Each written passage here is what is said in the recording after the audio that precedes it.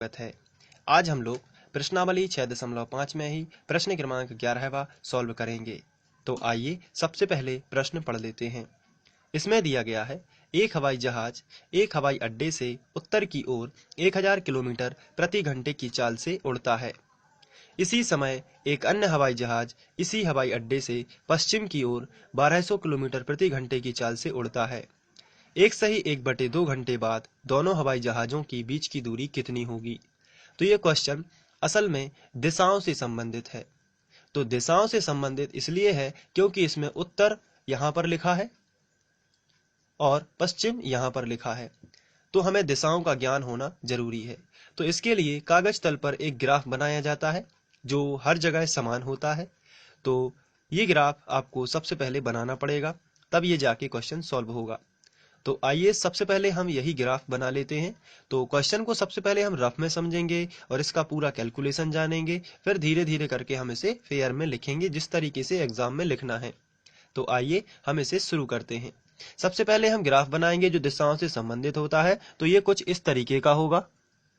इसमें ऊपर की ओर उत्तर होता है और नीचे दक्षिण होता है, साइड में पूर्व होता है और इस तरफ पश्चिम होता है।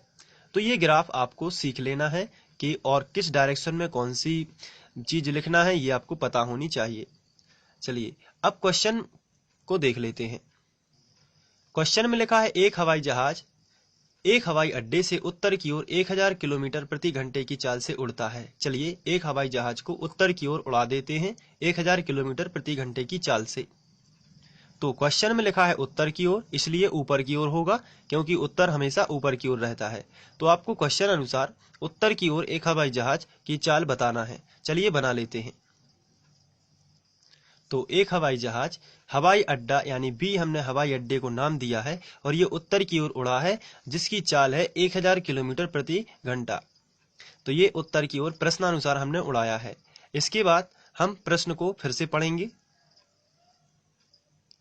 इसके बाद लिखा है, इसी समय एक अन्य हवाई जहाज उसी हवाई अड्डे से यानी बी से पश्चिम की ओर 1200 किलोमीटर प्रति घंटे की चाल से उड़ता है। चलिए अब उसी एक दूसरे हवाई जहाज को उसी हवाई अड्डे से 1200 किलोमीटर की ऊंचाई से उड़ाते हैं, 1200 किलोमीटर प्रति घंटे की चाल से उड़ाते हैं।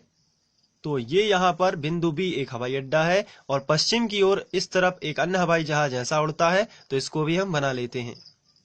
तो आप देख रहे हैं कि उसी हवाई अड्डे से बिंदु बी से यानी एक हवाई जहाज पश्चिम की ओर, यानी कि इस डायरेक्शन में आप देख रहे हैं पश्चिम, यानी इसी तरफ होगा। पश्चिम की ओर 1200 किलोमीटर प्रति घंटा की चाल से एक हवाई जहाज और उड़ चुका है। तो हमें दोनों हवाई जहाजों के बीच की दूरी निकालनी है, यानी कि हमें बीच की दूरी ये निकालनी है।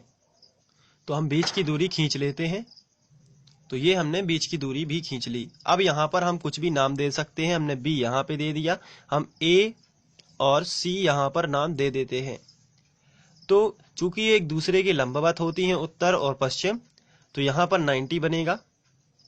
तो हमें यदि किसी त्रिभुज में दो भुजाएं ज्ञात हों तो हम तीसरी पाइथागोरस से ज्ञात कर देते हैं। लेकिन यहाँ पर एक समस्या है। समस्या ये है कि हमें दूरी नहीं दी गई है बल्कि हमें चाल दी हुई है। यहाँ पर भी आप देख सकते हैं हमें चाल दी हुई है और यहाँ पर भी आप देख सकते हैं ये हमें चाल दी हुई है। तो चाल से हम दूरी कैसे निकालेंगे? चाल का जो फॉर्मूला है वो होता है दूरी बटे समय। तो यहां पर चाल बराबर होता है दूरी बटे समय। तो चाल तो हमारे पास है, दूरी हमें ज्ञात करनी है। क्या समय है हमारे पास? तो आंसर है हाँ, समय है, क्योंकि ये हमें क्वेश्चन में दिया गया है। चलिए देख लेते हैं क्वेश्चन में हमें समय कहां पर दिया गया है। क्वेश्चन में हमें यहाँ पर समय दिया गया है 1 सही 1/2 घंटे। तो ये हम वहां पर लिख सकते हैं। तो हमें समय दिया हुआ है 1 सही 1/2 घंटे, यानी 2 एकम 2 और 1 3/2 घंटे। इसको बोलते हैं 1.5 घंटे। तो 3/2 घंटे है, तो समय पता है और चाल पता है, तो हमें दूरी भी पता चल जाएगी। तो ये दूरी मिल जाएगी और यहाँ पर ये दूरी भी मिल जाएगी। तो पाइथागोरस प्रमेय से हम ये वाली दूरी ज्ञात करेंगे और दोनों हवाई जहाजों के बीच की दूरी ज्ञात कर सकते हैं। तो आइए इसको सिस्टमैटिक शुरू करते हैं। तो हम यहाँ पर आंसर में लिखेंगे, पहले हवाई जहाज द्वारा उत्तर की ओर तय की गई दूरी, और ये ए बी हमने इसलिए लिखा है क्योंकि चित्र में हमने ए बी माना हुआ है। आप यहाँ पर देख सकते हैं AB ये चित्र में है, तो ये आप यहाँ पर लिखेंगे चली गई दूरी AB बराबर, और इसका फॉर्मूला होता है चाल गुणित समय। चाल हमें दी हुई है क्वेश्चन में 1000 किलोमीटर पहले हवाई जहाज की। आप क्वेश्चन देख सकते हैं, यहाँ पर दिया गया है 1000 किलोमीटर प्रति घंटे की चाल से पहला हवाई जहाज है जो चल रहा है। तो यहाँ पर हम लिखेंगे 1000 गुणित समय हमें दिया गया है 1 सही 1/2 घंटे। आप यहाँ पर देख सकते हैं 1 सही 1/2 घंटे, जिसका आंसर आता है 3/2। तो हम यहाँ पर लिखेंगे 3/2। तो ये 2 से कैंसिल हो जाएगा तो 500 आएगा, गुणित 3 तो ये आएगा 5×3 1500 किलोमीटर। ये आएगी दूरी 1500 किलोमीटर। ये पहले हवाई जहाज द्वारा तय की गई है। तो चलिए चित्र में हम लिख लेते हैं 1500 किलोमीटर। यहाँ पर हम लिख सकते हैं, अब हमें दूरी मिल चुकी है 1500 किलोमीटर। ये किलोमीटर में रहेगी, यहाँ से यहाँ तक की दूरी AB।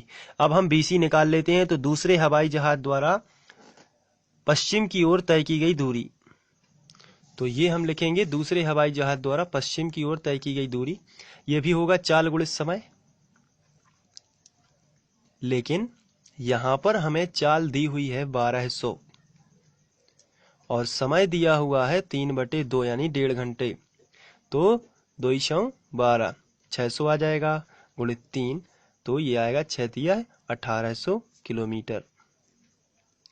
तो ये जाके हम चित्र में लिखेंगे 1800 किलोमीटर। सबसे पहले तो हम यहाँ पर लिख सकते हैं BC बराबर, क्योंकि ये BC है चित्र में, और BC 1800 हम लिखेंगे अब चित्र में जाकर। तो यहाँ पर अब हम लिख देते हैं 1800 किलोमीटर, और ये आ जाएगी दूरी। तो ये 15-18 मिल चुकी है। अब हम लिखेंगे चित्रानुसार समकोण त्रिभुज ABC में पाइथागोरस प्रमेय से। तो ये इस तरीके से हम लिख लेंगे चित्रानुसार समकोण त्रिभुज ABC में पाइथागोरस प्रमेय से। अब चित्र देख लेते हैं, कर्ण क्या है।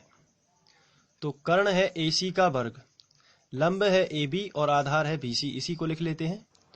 तो इस तरीके से हमने लिख लिया। अब AC वर्ग ज्यों का त्यों, AB का मान है, चित्र में देख लेते हैं, AB का मान है 1500 किलोमीटर और BC का मान है 1800 किलोमीटर। तो यहाँ पर हम लिखेंगे 1500 का वर्ग और यहाँ पर लिखेंगे 1800 का वर्ग। चलिए आगे लिखते हैं। 1500 का वर्ग होगा 225, 15 का होता है और 2 शून्य का 4 शून्य, इस तरीके से। और ये जो है 18 का होता है 324, 18 का वर्ग होता है 324 और 2 शून्य का 4 शून्य। वर्ग हटेगा तो वर्गमूल भी हम यहाँ पर लगा ही देते हैं। तो AC बराबर 225 और 324 जब जोड़ते हैं तो ये आता है 549, और ये 4 शून्य ज्यों के त्यों, क्योंकि जोड़ेंगे तो ये शून्य ज्यों की त्यों रहेंगे। अब यहाँ पर हम इसको इस तरीके से लिख सकते हैं। सबसे पहले हम 549 की गुणनखंड निकाल लेते हैं। तो 549 जो है इसकी गुणनखंड में 3 आएगा, 3 एकम 3। तो यहाँ पर यदि बात की जाए तो 2 बचेगा, 3 8 24 और फिर आ जाएगा 3 त्रिका 9। यहाँ पर इतना आएगा। इसके बाद इसको और हम जब गुणा करेंगे तो 3 से चला जाएगा, 3 6 18 और 3 एकम 3, फिर 61 का 61 में ही जाता है, तो 61 एकम 61। तो यहाँ पर हम लिख सकते हैं AC बराबर √3 गुणित 3 गुणित 61, और ये 2 शून्य है, ये 4 शून्य है, इसको हम अभी ज्यों का त्यों लिख सकते हैं, या 100 गुणित 100 भी लिख सकते हैं। 100 गुणित 100 का मतलब होता है 2 शून्य 2 शून्य 4 शून्य। तो इस तरीके से हमने 4 शून्य को 100 गुणित 100 लिख दिया है। तो AC बराबर जोड़ी देख लेते हैं किसकी बनती है। तो 3 की जोड़ी बनती है तो 3 बाहर, और 2 100 की जोड़ी बनती है, इसलिए 100 भी बाहर, करनी के भीतर रह जाएगा 61। तो AC बराबर हम लिख सकते हैं 100 गुणित 3 यानी 300 और करनी 61। ये आपका आंसर आ जाएगा। तो दोनों हवाई जहाजों के बीच की दूरी जो होगी वो होगी 300 करनी 61। तो आप लिख सकते हैं, अतः दोनों हवाई जहाजों के बीच की दूरी 300 करनी 61 होगी। तो ये आपका आंसर हो जाएगा। आशा करता हूं कि आप लोग ये अच्छे से कर लेंगे और इसको नोट भी कर लेंगे। मैं आपको स्क्रीनशॉट दे देता हूं। सबसे पहले ये चित्र इस तरीके का है, तो आप अपने अनुसार इसको सही ढंग से बना सकते हैं, और ये मैंने समझाने के लिए आपको बताया था। और आप इसको केवल दूरियों में भी लिख सकते हैं साइड में। इसके बाद हल देख लेते हैं।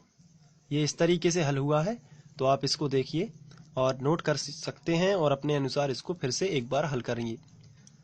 दूसरा स्क्रीनशॉट ये इस तरीके का रहेगा, और इसमें पाइथागोरस के आगे का मैं यहाँ पर आपको दिखा देता हूँ, ये रहा। और इसके आगे का मैं भी और दिखा देता हूँ, इसके आगे का ये है। तो आप इसको नोट कर लीजिए। Thank you.